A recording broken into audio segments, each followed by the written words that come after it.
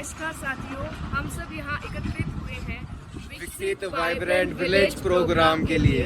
और अभी हम जा रहे हैं माना विलेज, जहाँ हम एक्सप्लोर करेंगे उनकी कम्युनिटी, उनका कल्चर, उनकी प्रॉब्लम सुनेंगे और उनको हम अपनी तरफ जो भी गवर्नमेंट की पॉलिसीज़ है, प्रोग्राम्स है, उनसे इंट्रोड्यूस करवाएंगे ताकि वो अपनी जो प्रॉब्लम्स है उनको सॉल्व आउट कर सकें। हम वहाँ का कल्चर भी एक्सप्लोर करेंगे और ये भी पता करेंगे कि वहाँ से पीपल माइग्रेट क्यों हो रहे हैं, क्या रीज़न है, क्या क्या कमियाँ हैं जो हम उनको गवर्नमेंट उनको प्रोवाइड कर सकती है। उनके बारे में जान के उनकी समस्या हल करना हमारा सबसे पहला मोटिव है और यही हमारा माई भारत सिखा रहा है हमको। मिलते हैं वहाँ पे।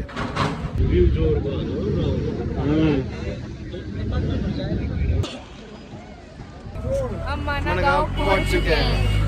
हम आ चुके हैं माना विलेज में। यहाँ पे हमें हम सारा एक्सप्लोर करेंगे कि कैसे क्या। ये देखो, ये अपने हाथ से बनाए हुए सारे वो हैं handmade.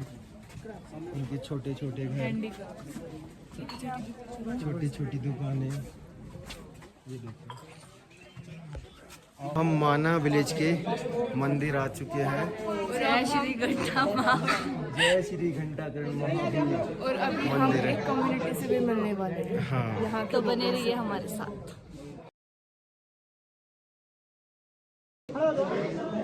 First interaction with local of माना विलेज। नमस्कार दोस्तों, ये हैं माना गांव के रहने वाले। तो हम इनसे जानते हैं कि यहाँ का कैसे क्या होता है। तो पहले आप ये बताइए कि जो आपने अभी पीछे अपने टांग रखा है ये क्या है और इसका कंडी, इसमें सामान ले जाते हैं खेत के, कुदाल है इसमें। आपके खेत यहीं पे माना गांव में ही है? उधर है, हाँ। आपको ये ऐसे भारी नहीं होता, मतलब पहाड़ से ऐसे आप ऊंचाई पे आते हो तो फिर थकावट नहीं होती?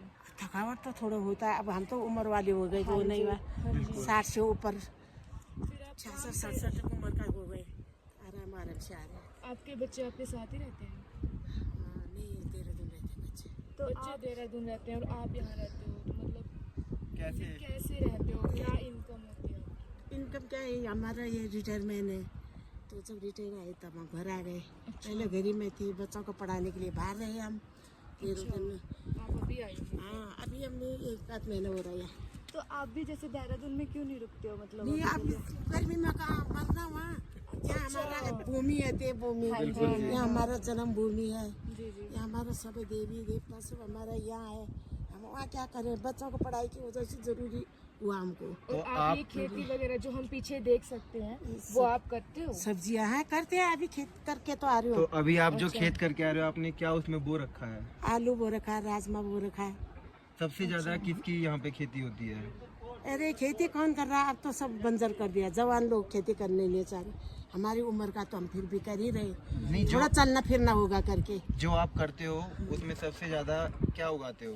उगाते वैसे फापर होता है कि हमारे इधर ना, ओगल के हिसाब से क्या होता है? वो सब्जी होती है, फल होता सब्जी भी होती है, उसका आटा भी होती है, वो फलार होती है, वो हमारा चढ़ता है भगवान पर। अच्छा, कोई भी देवी देवता है हमारा, उसको बना के कच्चा ही पूजा करते हैं। फिर वो मतलब जितने भी यहाँ पे एक कम्युनिटी रहती है वो सारे ही इसको उगाते हैं? थोड़ा थोड़ा सब उगाते हैं। अच्छा, अब तो मतलब वो हमारा जरूरी है, पूजा उसी से होती है हमारा। और अपना अपना सब कर लेते हैं? हाँ, अब इतना ही उगाते हैं कि अपनी लाइफ सस्टेन हो सके। तेल का अब जैसे अगर माने यहाँ पे 100 जने रह रहे हैं तो 100 में से कितने थोड़े वृद्ध होंगे, बूढ़े, और कितने जवान होंगे? अब है, ये थोड़े वृद्ध भी है, जवान भी है। अब ज्यादा जवान पार्टी तो बच्चों को पढ़ा रहे नहीं अच्छा। चाहिए, और जो रिटायर आ गए, जी। जो बेरोजगार है, वो यही है। नहीं, मतलब कि अगर ये मान ले कि 40 जने 100 यहाँ में से पे 70 लोग जैसे बुजुर्ग होंगे और 30 लोग ये जवान ज्यादा ही होंगे। हो गए, कम नहीं होंगे। बुजुर्ग ज्यादा है बुजुर्ग ज्यादा है या जवान ज्यादा है? बुजुर्ग भी ठीक ही है, जवान भी ठीक ही है, जवान ज्यादा है बुजुर्ग। अच्छा, और मेन मतलब आप खेती करते हो अपने लिए और अपने लिए, फिर अपने इनकम कैसे स्वास्थ्य के लिए जाना होगा, आना होगा करके, घर में बैठ के क्या तो जैसे आपने बताया कि ये हमारी देवभूमि है, देवभूमि है। तो जब यहाँ पे 6 महीने बंद रहता है तो आप जब यहाँ से जाते हो तो मतलब कैसा मन होता है यहाँ से जाने के जाने लिए? का मन नहीं होता, हम भी रोते हैं, हमारा भगवान भी रोते हैं। 6 महीने छोड़ते हैं हम उनको। बिल्कुल। अब तो भगवान का कबाड़ बंद होता है, वो भी हमने 6 महीने छोड़ना है। जी। जब खुलता है तब आते हैं हम। फिर आप तो नीचे सेवा को पूजा ये- नहीं करते हैं? हाँ? जब आप नीचे जाते हो तो वहाँ पूजा नहीं करते आप? अब इनका 6 महीने यही पूजा होता है।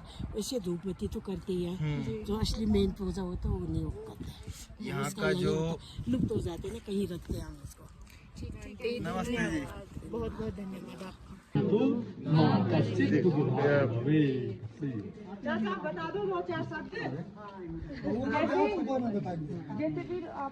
श्री गणेश गुफा, श्री गणेश गुफा आ चुके हैं। अभी हम प्रवेश कर रहे हैं, अभी हम आपको दिखाएंगे अंदर।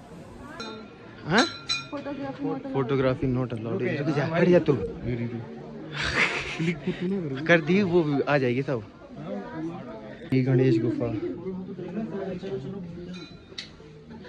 ऐसी है, पत्थर कैसे झुक के जाना पड़ रहा है।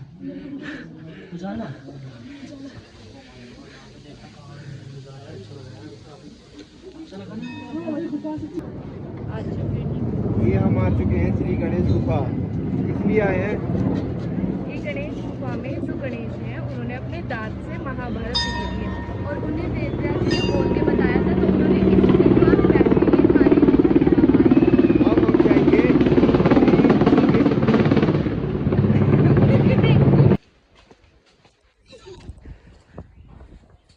सर आपका नाम?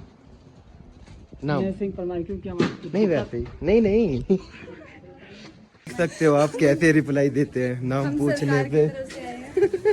नाम पूछने पे दिक्कत बात पूछना पड़ता है।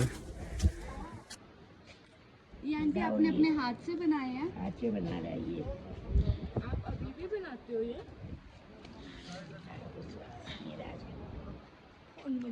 यहाँ हमने ट्रेड करा है भूतिया ट्राइब से।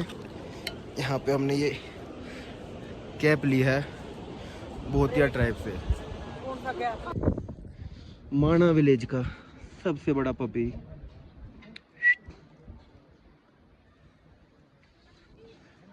साथ यहाँ पे ये भी एक इनकम है।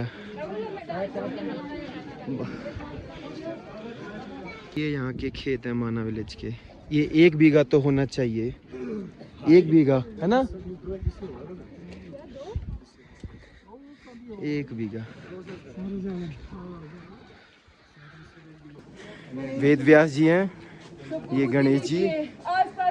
तू समझा नहीं, तू क्या मांग रहा था? अच्छा अरे ऐसे उन्होंने बताई और ऐसे श्री गणेश जी ने लिखी। और ये एकदम ना ये यहाँ पे श्री वेद व्यास जी ने अपने मन में विचारा था महाभारत का, और जो हमने आपको पहले गुफा दिखाई थी गणेश जी ने, वहाँ लिखा था। यहाँ से उनका मन की तीव्र गति से, मन की शक्ति से उन्होंने अपनी पूरी महाभारत श्री गणेश जी को बताई, उनका आह्वान करा श्री गणेश जी का। और ये जो जहाँ पे बैठ के इन्होंने आह्वान करा था, ये सिंगल पत्थर के ऊपर है।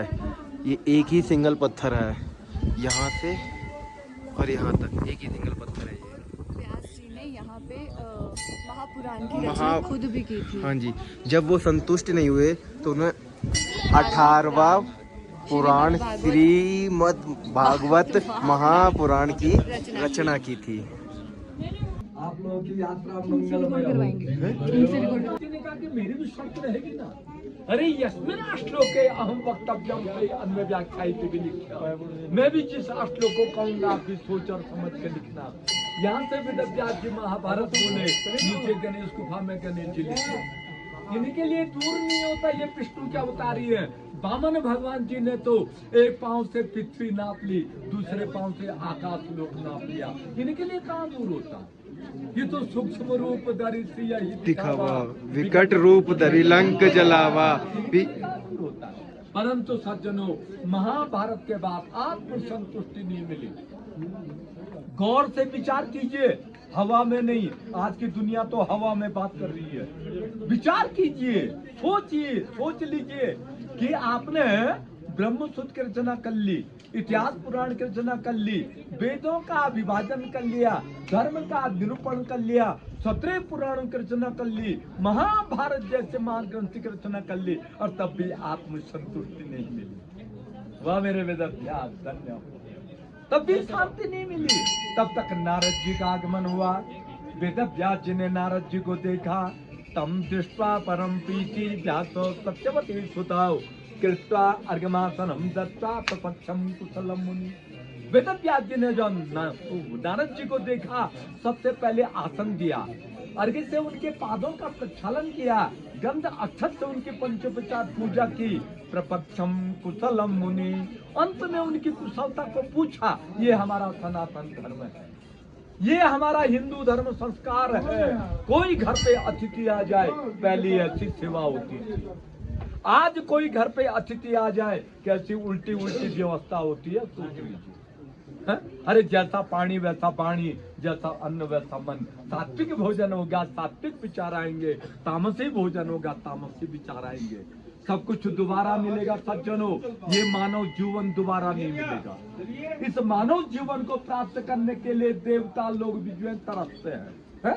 अरे इस आत्मा को परमात्मा में लीन करना ही मानव जीवन का लक्ष्य है। वेदव्यास जी ने कहा कि नारद, मैंने सब कुछ कर दिया, तब भी यो चित्त जो शांत नहीं हो रहा। नारद जी ने कहा कि आपने जब तक पिबत भागवतम रसमालयम मोहरियो रसिका भुवि बाबू का, जब तक आपने भक्तों को भागवत रूपी रस का पान नहीं दिया वेदव्यास, जब तक आपने श्री कृष्ण के गुणानुवादों का वर्णन नहीं किया, जब तक आपने सदगति मुक्ति का मार्ग नहीं बताया वेदव्यास, तब तक आपका जो चित्त जो शांत नहीं होगा। तो अंत में वेदव्यास जी ने इस पुण्य धाम पे बैठ करके महाभारत के बाद 18वां पुराण श्रीमद् भागवत की रचना की। बोल श्रीमद् भागवत महापुराण की जय। चले प्रभु, यहाँ रहने खाने की व्यवस्था। राधे राधे राधे राधे।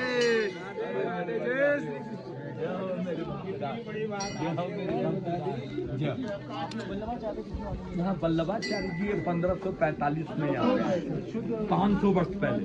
अच्छा, 500 वर्ष पहले कहाँ से? छत्तीसगढ़ चंपारण्य से, 11 वर्ष की अवस्था पे। और जब वल्लभाचार्य जी जब यहाँ पे आए, साक्षात वेदव्यास के दर्शन हुए। क्योंकि अश्वत्थामा बलदेव्यासो हनुमान च विभीषण कृपा परुष्य रामच्च सप्ते चिरजीविन। ये तो चिरंजीवी है, ये आज भी अचर अमर है। ये अंगुष्ठ मात्र में आज भी हिमालय की कंदराओं में घूमते रहते महाराज। हमारा इतना सुकर्म सत्कर्म नहीं है, हमारा इतना पुण्य नहीं है, हम इनके प्रत्यक्ष दर्शन कर सके जी। और ये पूछना था कि है ये सरस्वती नदी है, पहली वाली सरस्वती है, दूसरी वाली अलकनंदा है। जो संगम का नाम है, संगम का नाम क्या है? केशव प्रयाग। केशव प्रयाग। केशव प्रयाग। अच्छा। और ये जो नदी है ना, हाँ जी, ये सरस्वती नदी इंडिया में यहीं इसका दर्शन होता है, यहीं पे। हाँ। वरना ये जहाँ से निकल रही है सीधा पाताल लोक में जा रही है, ये कहीं नहीं दिखता है, यहीं होता है इसका दर्शन। और यहीं से होके ये मिल जाती है बस। अलकनंदा में। हाँ जी, और यहाँ से हो जाता है इसका नाम अलकनंदा। अलकनंदा। शुरू कहाँ से होती है नदी सरस्वती? तो पूरा आगे बॉर्डर से है, ये जो सरस्वती ग्लेशियर है ना, वहाँ से गोचर से आगे से बॉर्डर।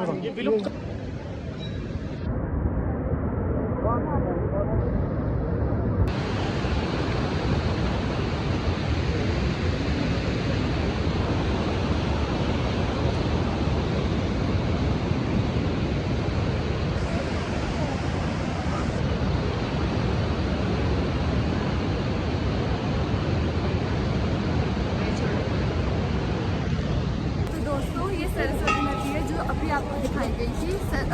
द्रौपदी जी को ये सरस्वती नदी पार करनी थी, तो यहाँ कोई रास्ता नहीं था, इसलिए भीम जी ने ये नेचुरल पुल बनाया था। एक ही सिंगल रॉक से पुल बनाया, नेचुरली रॉक, सिंगल रॉक है, ताकि द्रौपदी जी यहाँ से सरस्वती नदी पार कर सके और स्वर्ग की तरफ प्रस्थान कर सके। भाई तुम पैसा भी तो कमा रहे।